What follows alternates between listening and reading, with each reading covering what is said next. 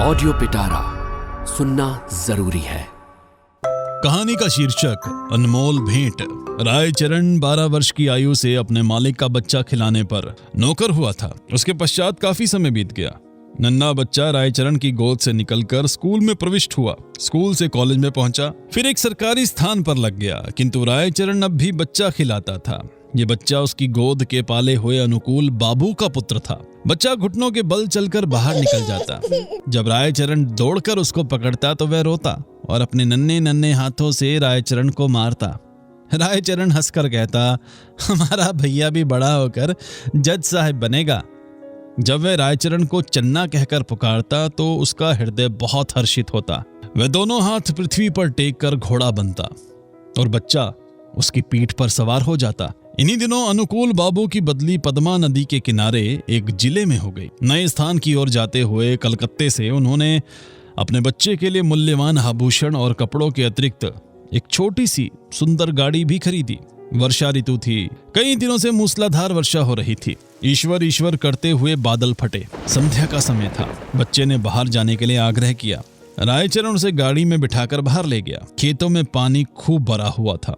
बच्चे ने फूलों का गुच्छा देखकर जिद की। रायचरण ने उसे बहलाना चाहा, किंतु वह ना माना। विवश रायचरण बच्चे का मन रखने के लिए घुटनों घुटनों पानी में फूल तोड़ने लगा। कई स्थानों पर उसके पांव कीचड़ में बुरी तरह धंस गए। बच्चा तनिक देर मौन गाड़ी में बैठा रहा, फिर उसका ध्यान लहराती हुई नदी की ओर गया। वह चुपके से गाड़ी से उतरा।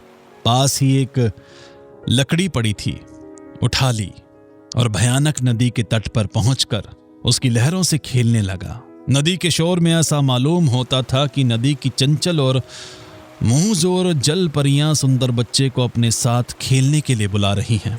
रायचरण फूल लेकर वापस आया तो देखा गाड़ी खाली है। उसने इधर उधर देखा। पैरों के नीचे से धरती निकल गई। पागलों की भांति चहुओर देखने लगा।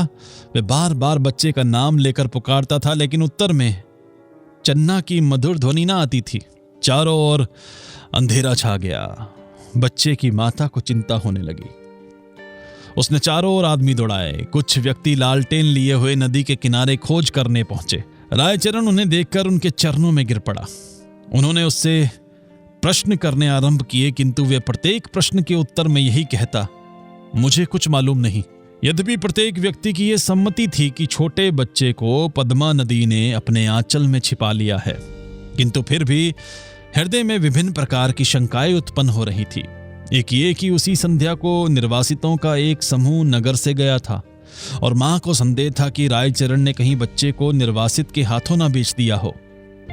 वह रायचरण को अलग ले गई और उससे विनती करते हुए कहने लगी, रायचरण, तुम मुझसे जितना रुपया चाहो ले लो, किंतु परमात्मा के लिए मेरी दशा पर तरस खाकर मेरा बच्चा मुझको वापस कर दो। परंतु रायचरण कुछ उत्तर न दे सका।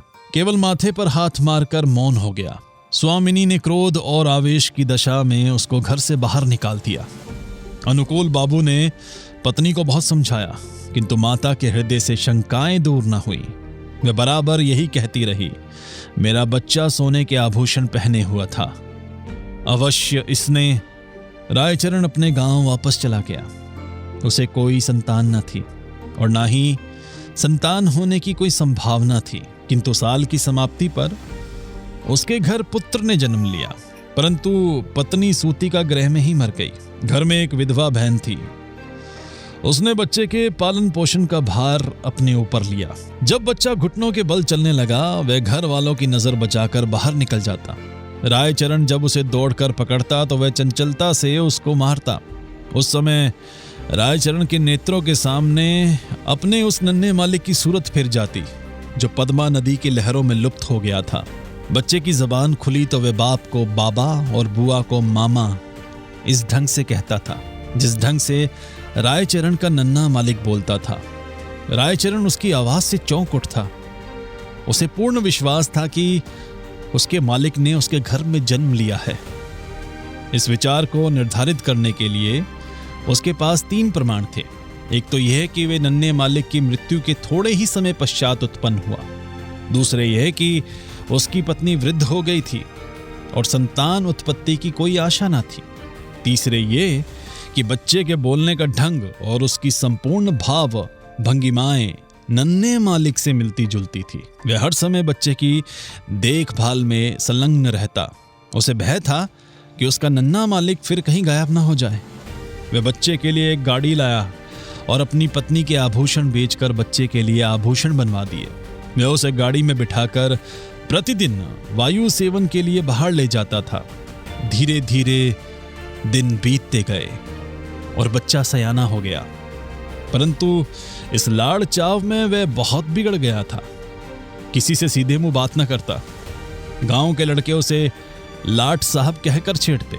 जब लड़का शिक्षा योग्य हुआ तो रामचरण अपनी छोटी सी जमीन बेचकर कलकत्ता आ गया। उसने दौड़ धूप करके नौकरी खोजी और फलन को स्कूल में दाखिल करवा दी। उसको पूर्ण विश्वास था कि बड़ा होकर फलन अवश्य जज बनेगा। होते होते अब फलन की आयु 12 वर्ष हो गई। अब वह खूब लिख पढ़ सकता था। उसका स्वास्थ्य अच्छा और सूरत शक्ल भी अच्छी थी। उसको बनाव श्रृंगार की भी बड़ी चिंता रहती थी। जब देखो दर्पण हाथ में लिए बाल बना रहा है। वह अपव्यय भी बहुत था।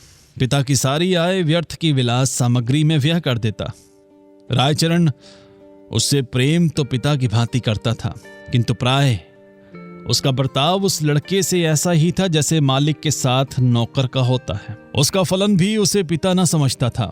दूसरी बात यह थी कि रायचरण स्वयं को फलन का पिता प्रकट भी न करता था। छात्रावास के विद्यार्थी रायचरण के गंवारपन का उपहास करते और फलन भी उन्हीं के साथ सम्मिलित हो जाता। रायचरण ने जमीन बेचकर जो कुछ रुपया प्राप्त किया था वह लगभग सारा समाप्त हो चुका था।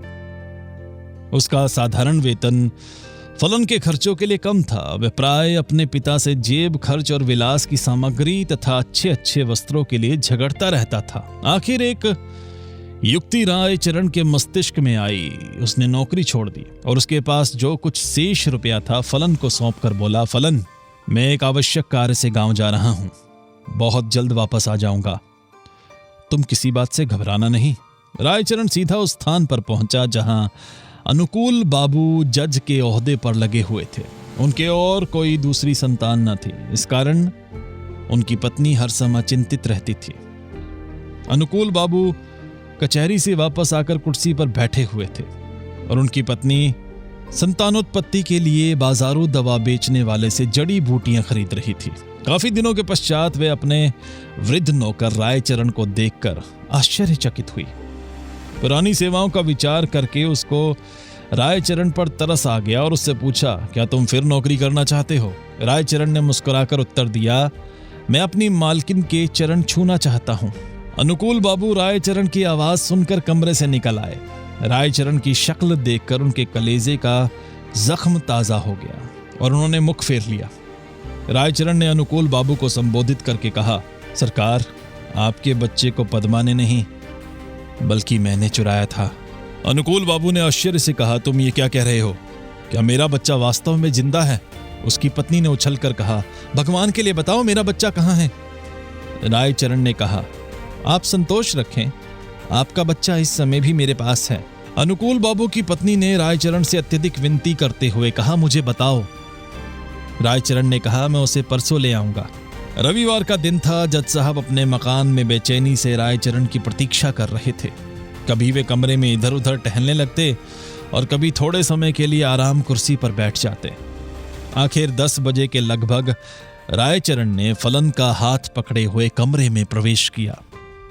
अनुकूल बाबू की घरवाली फलन को देखते ही दीवानों की भांति उसकी ओर लपकी और उसे बड़े जोर से गले लगा लिया। उनके नेत्रों से अश्रुओं का समुद्र उमड़ पड़ा। कभी वे उसको प्यार करती, कभी आश्चर्य से उसकी सूरत तकने लग जाती। फलन सुंदर था और उसके कपड़े भी अच्छे थे। अनुकूल बाबू के हृदय में भी पुत्र प्रेम का आवेश उत्पन्न हुआ, किंतु जरा सी देर के बाद उनके पितृ प्रेम का स्थान कानून भावना ने ले लिया और उन्होंने रायचरण से पूछा, भला इसका प्रमाण क्या है कि ये मेरा बच्चा है? रायचरण ने उत्तर दिया, इसका उत्तर मैं क्या दूं सरकार? इस बात का ज्ञान तो परमात्मा के सिवाय और किसी को नहीं हो सकता कि मैंने ही आपका बच्चा चुराया था। जब अनुकूल बाबू ने देखा कि उनकी पत्नी फलन को कलेजे से लगाए हुए है तो प्रमाण मांगना व्यर्थ है। इसके अतिरिक्त उन्हें ध्यान आया कि इस गंवार को ऐसा सुंदर बच्चा कहाँ मिल सकता था और झूठ बोलने से क्या लाभ हो सकता है। सहसा उन्हें अपने वृद्ध नौकर की बेध्यानी याद आ गई और कानूनी मुद्रा में बोले, रायचरण अब तुम यहां नहीं रह सकते। रायचरण ने ठंडी सांस भरकर कहा, सरकार अब मैं कहां जाऊं, बूढ़ा हो गया हूं, अब मुझे कोई नौकर भी ना रखेगा, भगवान के लिए अपने द्वार पर पड़ा रहने दीजिए। अनुकूल बाबू की पत्नी बोली, रहने दो, हमारा क्या नुकसान है, हमारा बच्चा भी इसे देखकर प्रसन्न रहेगा। किंतु अनुकूल बाबू की कानूनी नस भड़की हुई थी। उन्होंने तुरंत उत्तर दिया, नहीं, इसका अपराध बिल्कुल क्षमा नहीं किया जा सकता। रायचरण ने अनुकूल बाबू के पांव पकड़ते हुए कहा, सरकार मुझे ना निकालिए, मैंने आपका बच्चा नहीं चुराया था बल्कि परमात्मा ने चुराया था। अनुकूल बाबू को गवार की इस बात पर और भी अधिक क्रोध आ गया। बोले, नहीं, अब मैं तुम पर विश्वास नहीं कर सकता, तुमने मेरे साथ कृतज्ञता की है। रायचरण ने फिर कहा, सरकार मेरा कुछ अपराध नहीं।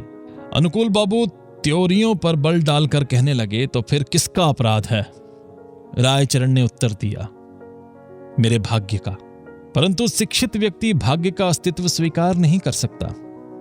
फलन को जब मालूम हुआ कि वह वास्तव में एक धनी व्यक्ति का पुत्र है, तो उसे भी रायचरण की इस चेष्टा पर क्रोध आया कि उसने इतने दिनों तक क्यों उसे कष्ट में रखा।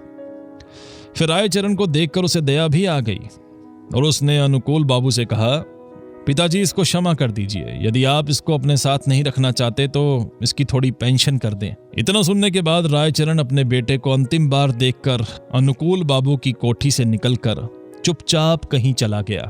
महीना समाप्त होने पर अनुकूल बाबू ने रायचरण के गांव कुछ रुपया भेजा, किंतु मनी ऑर्डर वापस आ गया क्योंकि गांव में अब इस नाम का कोई व्यक्ति ना था।